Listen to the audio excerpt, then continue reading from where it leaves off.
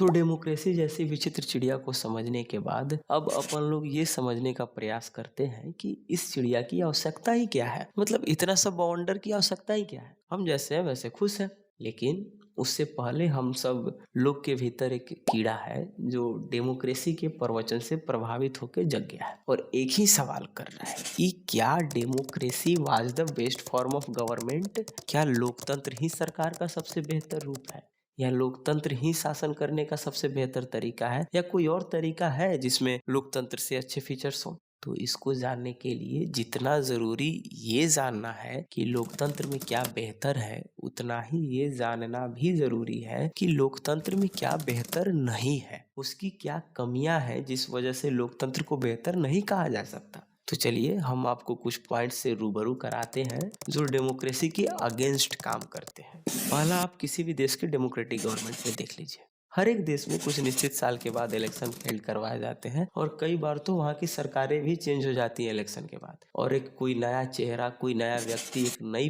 Party power में आती है और वो गवर्नमेंट बनाती है। इससे ये पता लगता है कि बार बार लीडर्स के बदलते रहने से सरकार में अस्थिरता पैदा हो जाती है। डेमोक्रेसी की यही आदत एक तरह से गवर्नमेंट में इनस्टेबिलिटी को लीड करती है। दूसरा, ऐसा मालूम पड़ता है कि डेमोक्रेसी केवल एक राजनीतिक लड़ाई है। आप अपने आसपास देख लीजिए, आपने कभी तो कभी चुनाव होते हुए देखा होगा। उसको देखने से लगता है कि भाई साहब डेमोक्रेसी कुछ और है ही नहीं, बस एक राजनीतिक लड़ाई है। सत्ता के लिए, पावर पाने के लिए एक खेल भर ही है जिसमें समाज के नैतिक मूल्यों का, भावनाओं का या ईमान के लिए कोई जगह है ही नहीं। It means democracy is just a power play, there is no scope for morality. और तीसरा, डेमोक्रेसी में किसी भी फैसले को अंतिम रूप देने के लिए इतने लोगों से बहस करनी पड़ती है या कहें कि सहमति लेनी पड़ती है कि कोई भी निर्णय का बहुत इंतजार करना पड़ता है और वो निर्णय या आदेश आते आते बहुत समय बीत जाता है। चौथा, जो लीडर्स चुन लिए गए हैं उनमें से कईयों को तो ये पता ही नहीं होता कि किसके लिए क्या बेहतर है या उन्हें क्या चाहिए। उनको पब्लिक इंटरेस्ट के बारे में कोई जानकारी ही नहीं होती, इसलिए वो कभी भी सही निर्णय ले नहीं पाते हैं और कभी कभी गलत डिसीजन ले लेते हैं। पांचवा, इलेक्शन जो है ना वो एक तरह का कंपटीशन है, एक तरह का प्रतियोगिता है। इसमें जीत हासिल करने के लिए कॉन्टेस्टेंट्स को बहुत प्रचार प्रसार करवाना पड़ता है, जिसमें बहुत तो पैसा भी खर्च होता है और पैसा का खेल करप्शन पैदा करता है, भ्रष्टाचार को लीड करने का काम करता है। छठा, कई बार लोगों को ही नहीं पता होता कि उनके लिए क्या बेहतर है, उन्हें सरकार से क्या क्या चाहिए या उनके नगर के विकास के लिए किस चीज की आवश्यकता है, ये उन्हें पता ही नहीं होता। और जब इस तरह की अज्ञानता मन में भरी हो, जब इस तरह के प्रश्नों का जवाब ही उनके मन में ना हो, तो वैसा व्यक्ति सही लीडर चुन ही नहीं सकता है। इसलिए if people don't know what is good for them then they should not decide anything. तो अभी हम 6 पॉइंट्स के बारे में जाने जो किसी भी डेमोक्रेटिक गवर्नमेंट के ड्रॉबैक्स हैं, उनकी कमियां हैं, या यूं कहें कि ये वो तर्क हैं जो डेमोक्रेसी के अगेंस्ट सुनने में आते हैं।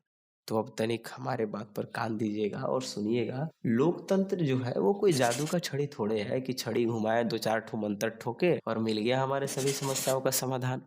हर टाइप की गवर्नमेंट में कोई ना कोई खामी होती ही है, सो इसमें भी है। तो यहाँ आपका सवाल ये नहीं होना चाहिए कि ऐसी कौन सी गवर्नमेंट है जिसमें खामी नहीं है। अगर है भी ऐसा सवाल तो सुन लीजिए, ऐसी कोई गवर्नमेंट नहीं है जिसमें खामी नहीं है, सब में खामियां हैं। तो ये सुनने के बाद आपके मन में अब ये सवाल उठना चाहिए कि जब खामी सब तरह के सरकार में है तो डेमोक्रेटिक टाइप की गवर्नमेंट को ही क्यों चुने। किसी को भी चुन सकते हैं क्योंकि खामियां तो सब में है। तो इसका जवाब साफ है, ऐसा इसलिए कि डेमोक्रेटिक टाइप की गवर्नमेंट में जितनी भी कमियां हैं वो बाकी टाइप की गवर्नमेंट से कम है। और एक बात और है कि इससे बेहतर ऑप्शन हमारे पास है भी नहीं, इसलिए हमें डेमोक्रेसी चुनना चाहिए। अब हम इतना बड़ा बात ऐसे ही थोड़े बोल सकते हैं, कुछ तो आधार होगा ना भाई, कुछ तो पॉइंट्स होंगे जो डेमोक्रेसी के पक्ष में भी होंगे, जो इसको बाकी सबसे बेहतर बनाते होंगे। तो चलिए उन पॉइंट्स को देखते हैं जो इसे बेहतर बनाते हैं। पहला, अगर आप किसी को अपना लीडर चुनते हैं और वो बेहतर काम करता है तब तो ठीक है, आप उसको अगली बार भी चुनेंगे। लेकिन वो आपके लिए काम ही ना करता हो तब आप अगली बार उसे वोट नहीं देंगे और उससे बेहतर किसी दूसरे व्यक्ति को चुनेंगे। इससे होता ये है कि कोई भी व्यक्ति पावर में आने के बाद काम करने के लिए मजबूर हो जाता है, क्योंकि वो जानता है कि अगर वो काम नहीं करेगा तो आप उसको सरकार से हटा देंगे, आप वोट ही नहीं देंगे उसको। तो हाँ, इससे गवर्नमेंट में अस्थिरता तो आती है, लेकिन इससे काम करने की जवाबदेही भी बढ़ जाती है। दूसरा, अगर किसी काम को करना है या क्या बेहतर है ये समझना है तो उसे अधिक से अधिक लोगों से पूछना चाहिए, ताकि हमें सभी के विचारों के बारे में पता लग जाए और हम बेहतर डिसीजन ले सकें। और ये सब करने में भाई समय लगता है। तो हाँ, लोकतंत्र में डिसीजंस लेने में तो काफी समय लगते हैं, लेकिन इससे लिए गए डिसीजंस के गलत साबित होने की संभावना काफी हद तक कम भी हो जाती है। अब ये जरूरी है भाई, क्योंकि डेमोक्रेसी में लिया गया डिसीजन किसी एक व्यक्ति या समूह के लिए नहीं होता है, अपितु एक पूरे के पूरे स्टेट के लिए होता है। कभी कभी तो ये पूरे कंट्री के लिए भी होता है, जिसमें कई सारे छोटे छोटे शहर भी होते हैं और उन सभी शहरों की जरूरतें अलग अलग हो सकती हैं। तो अगर उन सब के लिए एक नियम लगाना होगा तो ये जरूरी है कि उन सभी लोगों से ही इस बारे में बात किया जाए, जो पॉसिबल नहीं है। इसीलिए उनके रिप्रेजेंटेटिव से बात किया जाता है, जिसमें काफी समय लगता है और फाइनल डिसीजन आने में देरी हो जाती है। तो इससे ये पता लगता है कि लोकतंत्र बेहतर निर्णय लेने की संभावना बढ़ाता है।